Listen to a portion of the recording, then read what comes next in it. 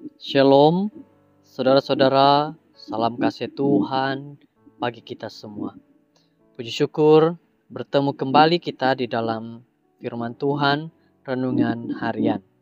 Mari kita berdoa. Bapa kami di sorga, kami berdoa pada saat ini. Berkati kami, lindungi kami, jagai kami. Dan biarkan kami dapat memahami firman Tuhan dengan baik pada saat ini. Inilah doa kami serahkan hanya dalam nama Yesus Kristus. Amin. Judul firman Tuhan, Tuhan yang memberi peluang kedua. Ayat renungan Yunus 2 ayat 3. Engkau menghumbankan aku sedalam-dalamnya di tengah-tengah lautan, hingga aku dibaluti arus air dan seluruh gelombang. Segenap gelombang dan badai ombakmu melandai. Kisah Yunus adalah lebih menarik daripada mana-mana novel, rancangan TV, atau film yang pernah dibuat. Ia mempunyai semua drama, penggambaran, semangat, dan kegembiraan seperti film blockbuster modern. Dalam hanya beberapa bab, kita membaca pergelutan hidup dan mati seorang pelayan Tuhan yang sangat enggan, dan bagaimana Tuhan menyelesaikan pergelutan rohani pribadinya, dan pada masa yang sama menyediakan satu-satunya talian hayat kepada orang yang ditakdirkan untuk mati itu. Pengalaman Yunus di dalam perut ikan pastinya menakutkan dan agak memualkan. Mula-mula dia dilempar ke dalam air yang sedang mengamuk.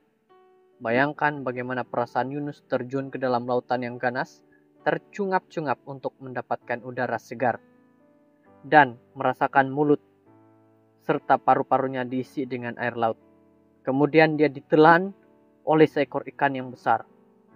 Kita tidak tahu berapa besar ikan itu, tapi berapapun besarnya, bau busuk dari air gestrek, kegelapan, tekanan pada telinganya, sementara ikan itu berenang lebih dalam lagi. Bunyi dari degupan jantung yang besar, pasti semua itu aneh dan menakutkan bagi siapapun. Jelas sekali bahwa Yunus tidak pingsan semasa seluruh pengalaman pahit ini berlaku. Dia mungkin tertidur beberapa ketika karena keletihan semata-mata. Tetapi semasa dia terjaga, dia mempunyai banyak masa untuk memikirkan situasi hidupnya dan kegagalannya. Apabila akhirnya dia menyadari apa yang dia telah lakukan, pemberontakannya dan pelanggarannya, dia juga mulai menyadari kisah dan kebergantungannya pada Tuhan, dan bahwa jika Tuhan telah menolak dia, maka dia pasti telah dibinasakan oleh ikan itu. Jadi dia berdoa, doa pemujaan, kesyukuran, dan penyerahan. Kasih kurnia Tuhan, ombak besar dan gelombang dilalukan ke atas Yunus. Kita boleh berkata kepada Tuhan bahwa Tuhan telah membaptiskan dia dan membawa dia keluar daripada ikan itu untuk menikmati hidup baru dan satu peluang baru untuk memenuhi misi Tuhan yang Yunus dipanggil untuk melakukannya. Kita tidak perlu melalui semua drama itu untuk mengalami kasih dan pengampunan Tuhan. Sekarang, dimanapun kita berada, kita boleh berhenti dan membenarkan ombak besar dan gelombang kasih serta pengampunan Tuhan untuk menutupi kita dan keluarga kita, untuk memperbaharui dalam diri kita panggilannya kepada misi sebagai individu, sebagai sebuah keluarga. Dia ialah Tuhan yang memberi peluang kedua. Mintalah itu sekarang.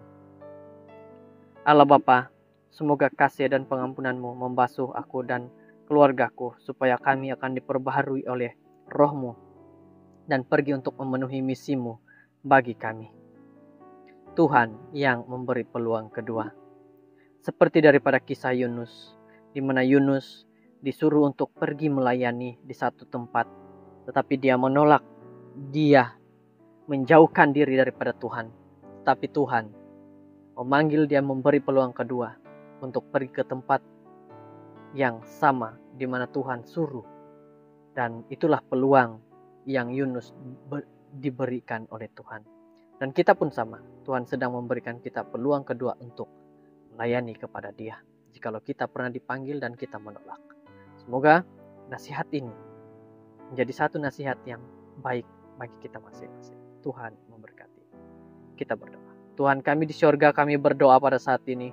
Engkau berkati kami, Engkau lindungi kami. Biarkan kami menjadi pelayan-Mu dengan baik. Jikalau kami pernah menolak, berikan kami peluang kedua untuk melayani Engkau. Terima kasih Tuhan, kami serahkan diri ini kepada-Mu. Dalam nama Yesus, amin.